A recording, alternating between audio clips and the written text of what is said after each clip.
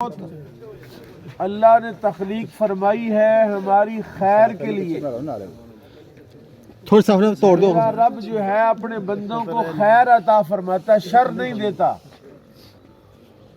موت اللہ نے دی ہے ہمیں، ہم اپنی سمتیں اور اپنے قبلے درست کریں۔ افسوس اس بات کا ہے کہ موت کو دیکھ کر بھی لوگوں کے قبلے درست نہیں ہو رہے۔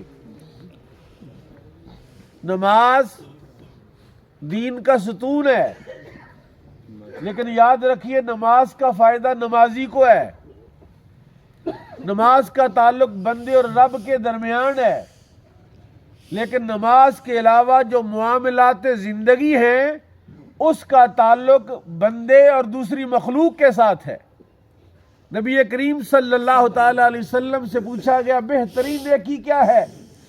رسول کریم نے ارشاد فرمایا صلی اللہ علیہ وسلم اخلاق حسنہ۔ اخلاق حسنہ کیا ہے؟ جو میرا آپ کے ساتھ لنک ہے، آپ کا میرے ساتھ جو تعلق ہے، جو میرے حقوق آپ کے ذمے ہیں، جو آپ کے حقوق میرے ذمے ہیں، ان کو صحیح ادائیگی کا نام اخلاق حسنہ ہے۔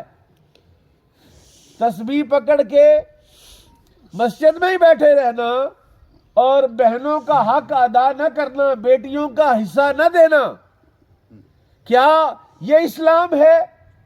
نماز، یہ جو موت ہے جس نے ہم سب کو جمع اور اکٹھا کیا ہے، اتنا بڑا مجمع ہے، رشتہ دار بھی آئے ہیں، دوست یار بھی آئے ہیں، رات کے اس پہر میں ہم سارے یہاں موجود ہیں، کس لیے؟ صرف نماز جنازہ پڑھنے کے لیے نہیں، ہرگز نہیں۔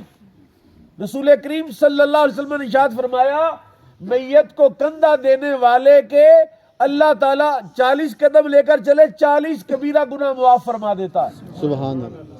جو میت کے حقوق ادا کرتا ہے، حق کیا میت کا؟ جنازہ پڑھا جائے، اس کے پیچھے چلا جائے، تدفین کی جائے، ان حقوق کا مقصد کیا ہے؟ کیا مقصد ہے؟ رسول اللہ نے ارشاد فرمایا جس نے اللہ کی رضا کے لیے مردے کو غسل دیا، اللہ تعالیٰ جس طرح مردے کو میل سے اس نے پاک کیا، غسل دینے والے کے گناہ اللہ پاک کر دیتا ہے۔ سبحان اللہ۔ میرے آقا نے ارشاد فرمایا جو اللہ کے رضا کے لیے قبر کھودتا ہے، قبر نکالتا ہے، اللہ جنت میں اس کے لیے گھر بنائے گا۔ یہ فضیلتیں بیان کی تاکہ لوگ قبر نکالیں، لوگ غسل دینے میں کوشش کریں، لوگ کندھا دینے میں کوشش کریں، کس لیے؟ تاکہ اخلاق سدھریں۔